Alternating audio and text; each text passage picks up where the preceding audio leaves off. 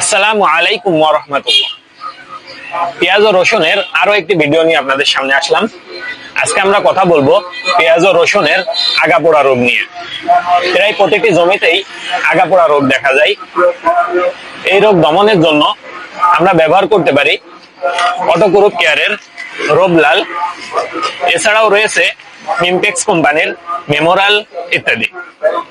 মেমোরাল ও রোবলালের মূল উপাদান হচ্ছে ইপ্রোডিয়ম।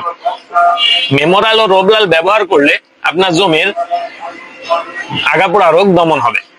এছাড়াও মেমোরাল ও রোবলালে আপনার জমিকে পচার আক্রমণ থেকে রক্ষা করবে। আপনি প্রতি লিটার পানিতে এটি 2 মিলি করে ব্যবহার করতে পারেন।